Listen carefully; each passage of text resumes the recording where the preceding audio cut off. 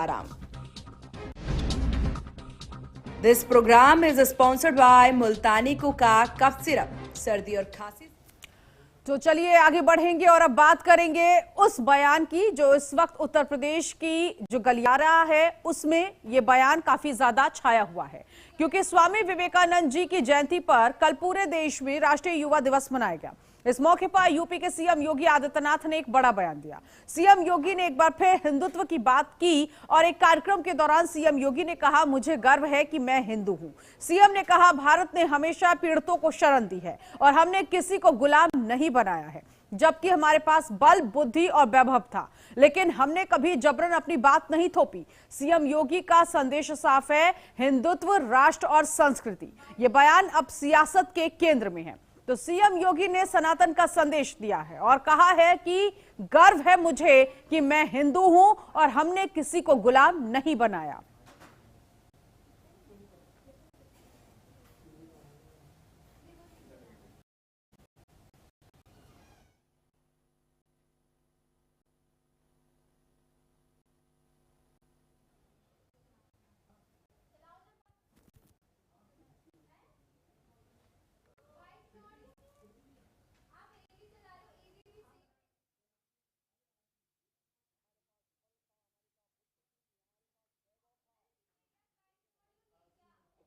अपनी बात को थोपा कभी नहीं, क्योंकि दुनिया की कोई भी पीड़ित मानवता जब भी भारत के अंदर आई है तो भारत ने उसे उसकी विपत्ति के समय शरण दी है, उसका संरक्षण दिया है, उसके संवर्धन में अपना योगदान दिया है और उस परंपरा का प्रतिनिधित्व मैं कर रहा हूं। उन्होंने कहा था कि जिसने सदैव मानवता के कल्याण का मार्ग दिखाया है, मैं उस परंपरा का प्रतिनिधित्व इस समिट में कर रहा हूं और मुझे गर्व है कि मैं हिंदू हूं।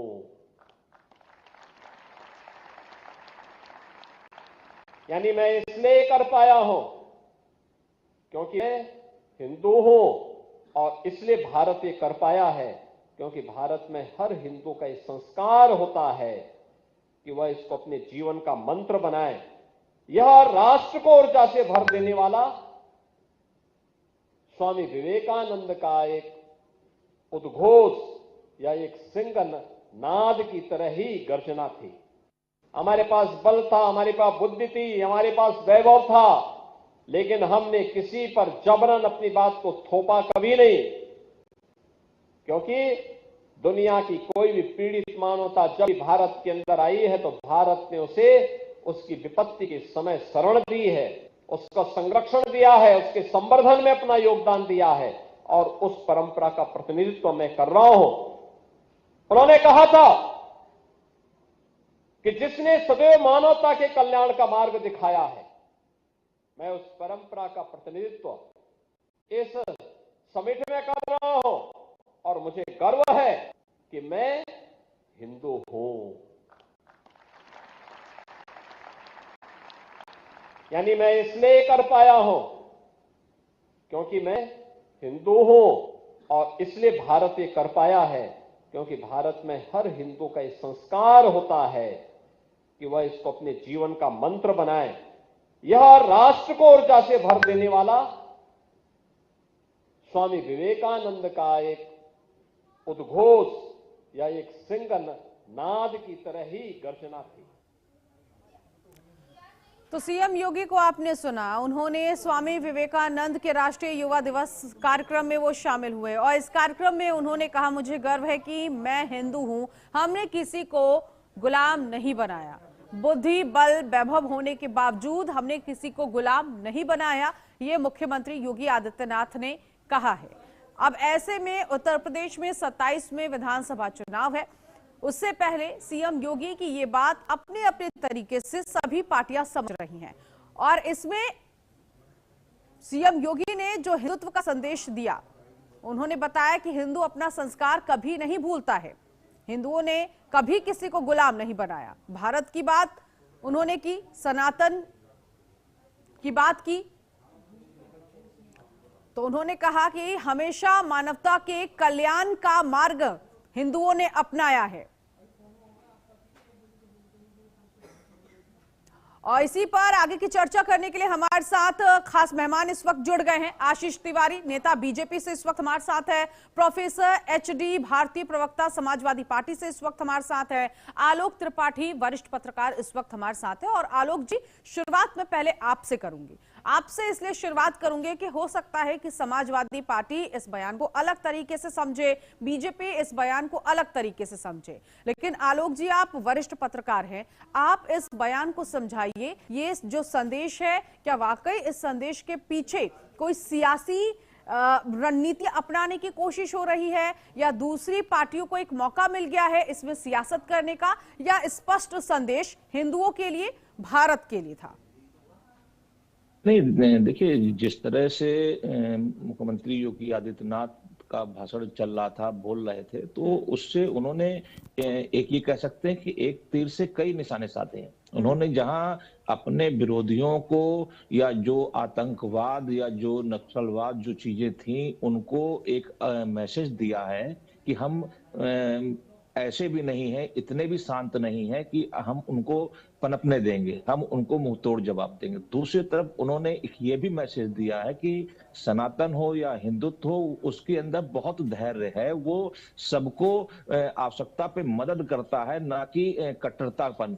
और उसके साथ ही चूंकि इधर देखिए, उनके अभी कुछ दिन पहले जिस तरह का जो बयान था, उसके बाद आज जिस तरह का बयान आया, तो कहीं ना कहीं वो बहुत ही आज का जो बयान है बहुत बदला हुआ है। तो उससे लग रहा है कि वो मैसेज देना चाह रहे हैं कि जो उनका एक नारा था, सबका साथ सबका विकास, वो उसी को पैटर्न पे वो आगे काम कर रहे हैं। लेकिन बीच बीच में जब उनका जो भाषण होता है, जिस तरह का वो बयानबाजी आती है कि जो बटोगे तो कटोगे, उससे तो उसके बाद लगता है कि जैसे कहीं ना कहीं कट्टरता जो एक है। लेकिन उन्होंने आज की जो जिस तरह से वक्तव्य आया, जिसमें उन्होंने सनातन की भी बात की है, हिंदुत्व की भी बात की है, वसुधैव कुटुंबकम को लेकर के जिस तरह का उनका एक मैसेज चल रहा है, तो वो लग रहा है कि आने वाला जो चुनाव है वो सभी को साथ लेकर के चलने की बात कर रहे हैं। जो उन्होंने इसमें ये भी बताने का प्रयास किया कि भारत एक ऐसा देश है जिसने समय समय पे बहुतों की मदद की, चाहे वो सनातन धर्म के नाम पे, मतलब तो ये सब चीजें लग रहा है कि वो एक उनका जो मैसेज है वो विरोधियों के साथ साथ उन दलों के लिए भी है जो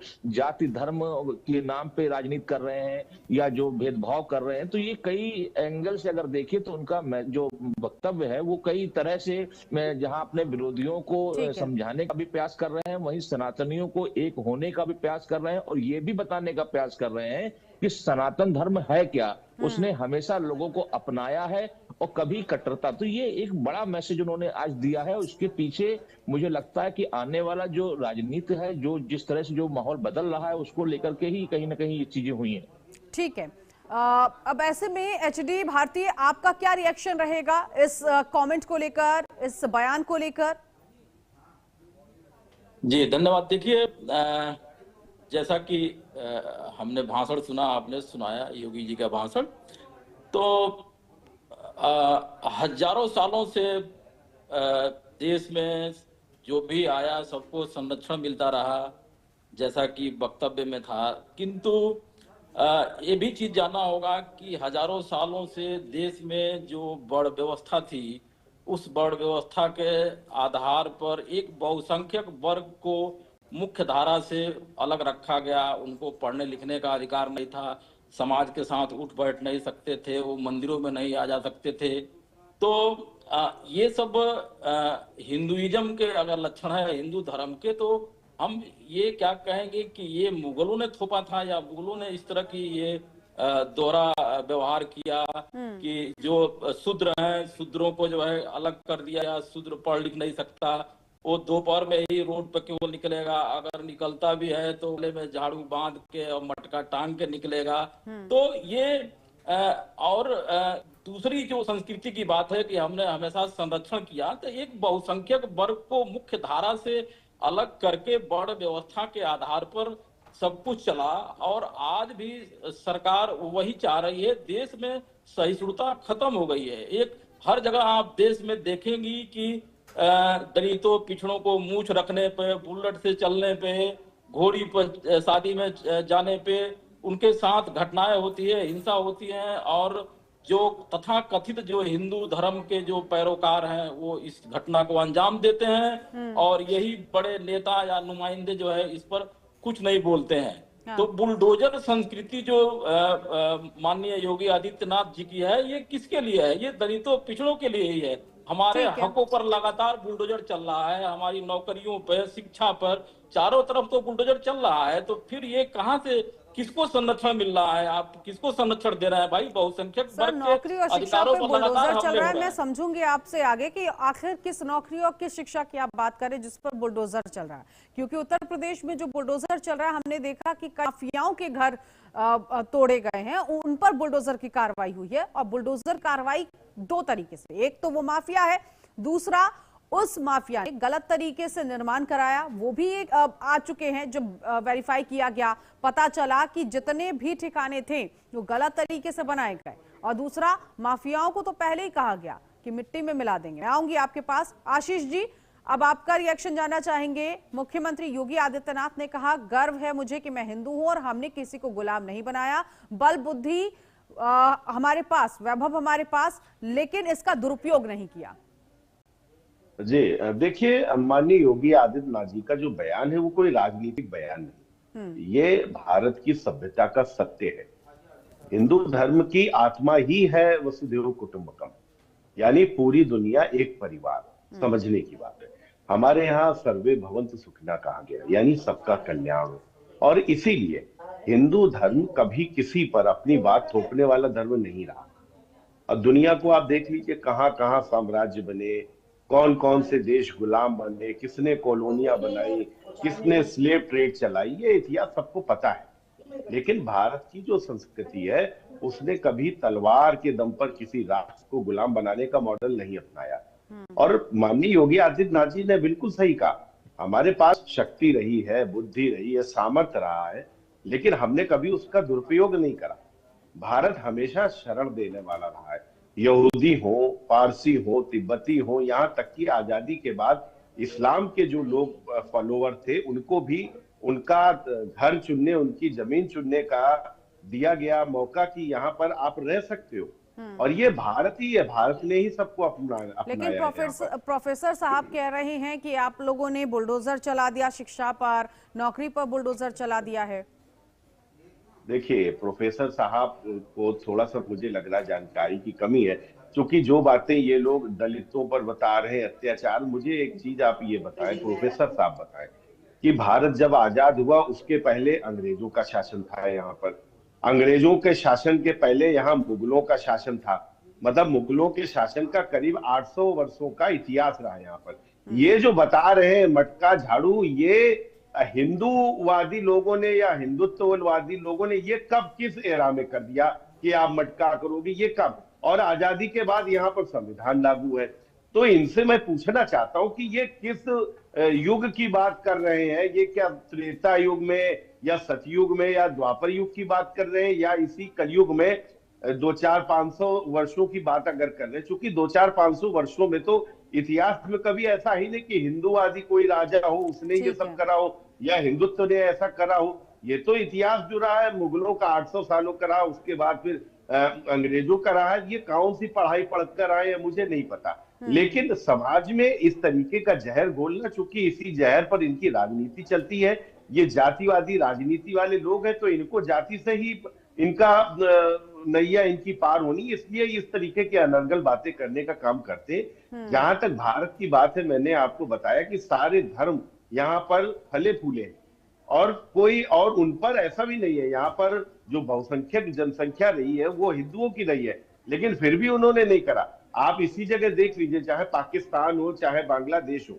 वहां पर जो हिंदुओं की जनसंख्या थी आज कितनी है, और यहाँ पर जितने अन्य धर्मों के लोग थे वो पनपे हैं, क्योंकि ये हिंदुत्व है, यही सहिष्णुता है, यही हिंदू धर्म का असली लबो लबाब है। लेकिन ये बात इन लोगों को को समझ में नहीं आएगी, क्योंकि जातिवादिता के नाम पर, ये धर्म के नाम पर जहर घोलने वाले लोग हैं, इसलिए बातें इनको नहीं समझ में ठीक है आलोक जी, इससे पहले कुछ इस तरह के स्टेटमेंट सामने आए थे, मौलाना के स्टेटमेंट आए थे, महमूद मदनी के स्टेटमेंट की बात अगर हम कर ले कि वो एक मौलाना के तौर पर इस तरह का स्टेटमेंट देते हैं कि जब जब जुल्म होगा भारत में तब तब जिहाद होगा, हम जिहाद के लिए तैयार हैं। यहाँ तो सीएम के अगर बयान को देखा जाए तो उन्होंने अपनी बात की, अपने आप को लेकर उन्होंने कहा और उन्होंने अपने हिंदू धर्म होने को लेकर गौरवान्वित महसूस किया। यहाँ किसी और को नहीं कहा कि मैं सबको हिंदू बना दूंगा या फिर एक ही राह पर चल जाएंगे। तो जो इससे पहले स्टेटमेंट्स आते थे उन स्टेटमेंट्स में तो ऐसा लगता था जैसे कि एक तबके को भड़काया जा रहा है, एक समुदाय को भड़काया जा रहा है और कहा जा रहा है कि भारत में जब जब जुल्म होगा तब तब जिहाद होगा। मतलब इस तरह की स्थिति आ चुकी है, ऐसे ऐसे स्टेटमेंट्स मौलानाओं की तरफ से आ रहे हैं। जी बिल्कुल, देखिए मुझे लगता है कि इसमें थोड़ा सा न्यायपालिका को या कोई एक ऐसा नियम कानून बनना चाहिए, क्योंकि मुझे जो लगता है पिछले कुछ वर्षों में जिस तरह से राजनीतिक दलों के नेताओं ने या कुछ कट्टरपंथी संगठनों ने जिस तरह का माहौल खराब किया है, जिस तरह बयानबाजी की है, जिस तरह का एक मैसेज देने किया, क्योंकि आप सोशल मीडिया में हैं, सोशल मीडिया में आप कोई वीडियो डालते हैं तो पूरा देश पूरा विश्व देखता है। तो मुझे लगता है कि इस तरह की चीजों से समाज में कहीं ना कहीं वैमनस्यता और बढ़ती जा रही है। ऐसे नेताओं को, ऐसे पार्टी के जो वर्कर हैं या ऐसे संगठन जो कट्टरपंथी जो विचारधारा के हैं और इस तरह की मानसिकता का कि जिहादी और सब चीजों को, तो ऐसे लोगों पे सख्त कार्रवाई हो। और मुझे लगता है कि जब तक इस तरह का कोई नियम नहीं बनेगा, कोई भी राजनीतिक दल वो विकास की बात करे, मुद्दों की बात करे, ना कि जाति धर्म के नाम पे, कट्टरता के नाम पे या कोई भी संगठन इस तरह की बयानबाजी करता है, उसके खिलाफ सख्त एक्शन होना चाहिए। और मुझे लगता है कि जब इस तरह की चीजें होंगी, लोगों को इस पे बोलने से रोका जाएगा, तब कहीं ना कहीं हमको लगता है कि जो आपसी जो दूरियां हैं वो कुछ कम हो पाएंगी। लेकिन दूरी कम नहीं हो पाती है, इस तरह के नेताओं के भड़काऊ बयानबाजी जो होती है वो सोशल मीडिया पे डालते हैं, वो इसीलिए डालते ही हैं कि उनको ज्यादा से ज्यादा फॉलोवर मिलेंगे और लोग इसको काफी, एक जो तबका होता है वो उसको पसंद भी करता है और वो पूरे देश में, पूरे उस समाज में माहौल को खराब करता है। पिछले कुछ वर्षों में अगर देखिए तो राजनीतिक पार्टियों के नेताओं की जो बयानबाजी हुई है, उन्होंने सिर्फ छोटी सी मानसिकता, छोटा सा अपने नफे नुकसान के लिए किस हद तक जा करके बयानबाजी की है, जिसका पूरे समाज में असर पड़ता है और हर तबके को कहीं ना कहीं उससे जो सोशल मीडिया के माध्यम से, मोबाइल के माध्यम से देखता है, सुनता है, तो कुछ ना कुछ उसके ऊपर असर आता है और एक उसके फॉलोअर जो संख्या है वो बढ़ती जाती है। तो मुझे लगता है इससे किसी का भला नहीं होगा। क्षणिक हो सकता है कि नफा नुकसान हो जाए, किसी का सरकार बन जाए, किसी के विधायक सांसद बन जाए, लेकिन आने वाले दिनों में इससे सिर्फ नुकसान होगा। तो ऐसे नेताओं को, ऐसे कट्टरपंथी संगठनों के ऊपर तुरंत बयानबाजी पर रोक लगानी चाहिए और इसके लिए सख्त नियम होना चाहिए कि जो भी इस तरह का, जिससे आपसी वैमनस्यता या आपसी कट्टरता फैलती है, उस तरह का अगर कोई बयान देता है उसके खिलाफ सख्त एक्शन हो। ठीक है, ठीक है। HD भारती जी, क्या आपको लगता है जब इस तरह के बयान सामने आते हैं जिहाद को लेकर, जिहादी को लेकर, भारत में जुल्म होगा तब तब जिहाद होगा, इस तरह के बयान आते हैं और उसके बाद फिर ठीक सीएम योगी आदित्यनाथ का अपने प्रदेश, अपने हिंदू होने को लेकर जो बयान आता है, तो एक ऐसा बयान जहां आपको क्या लगता है, क्या वाकई जिहादी वाला बयान जो है वो डर का माहौल पैदा किया जा रहा है देश में, राज्य में, या फिर उस बयान को दूसरे तरह से लिया जा रहा है? दूसरा, मुख्यमंत्री का बयान, इन दोनों बयान को लेकर आपको क्यों लग रहा है कि इस वक्त राजनीति जो है वो जाति के नाम पर हो रही है? आपने दलितों का भी जिक्र किया, आपने आशीष जी को भी सुना।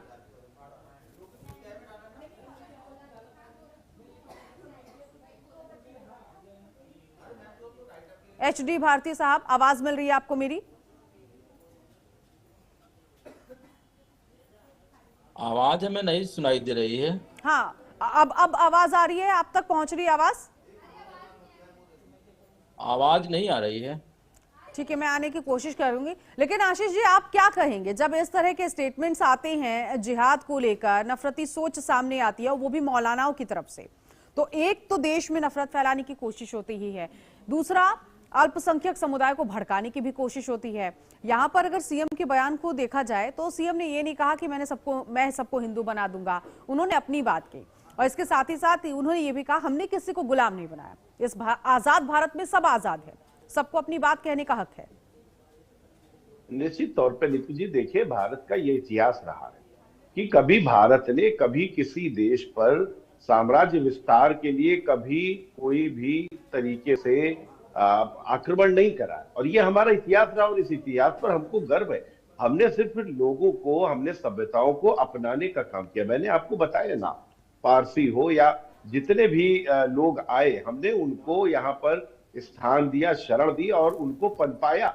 जहां से लोगों की सभ्यताएं उनके खुद के देशों से खत्म हो गई थी, वो यहाँ पर देश आकर उनके लोग आज भी हैं हमारे यहाँ पर। तो ये भारत देश का ये इतिहास रहा, और भारत का इतिहास ये इसलिए रहा क्योंकि भारत एक हिंदूवादी देश है, हिंदुत्व की उसमें भावना है। वरना आप बता दो ना, कौन सा ऐसा विश्व में देश है, चाहे मैं इस्लामिक देशों की बात कर लूं या अन्य, सब एक दूसरे पर उन्होंने कब्जा करने के लिए मारकाट करी। और भारत ने खुद इस तरीके के दंश कितने बार सहन करे, कितने बार बाहर से लोगों ने आकर भारत को लूटने का काम किया है, यहाँ पर उन्होंने अपना अधिकार करा है। लेकिन भारत का कोई इतिहास नहीं रहा है कि भारत ने कभी किसी के ऊपर इस तरीके का करा गया हो, क्योंकि हमारी जो हिंदुत्व की भावना है, जो हमारा उद्देश्य है, संकल्प है, वो संकल्प सीधा है कि हम देश में अपने इस तरीके की भावना वाले लोगों को पसंद भी नहीं करेंगे। और यही योगी आदित्यनाथ जी ने कहा। योगी आदित्य जी ने ये नहीं कहा है कि एक छोटा सा रिएक्शन एचडी भारतीय। हाँ, आपको आवाज मिल रही है एचडी भारतीय?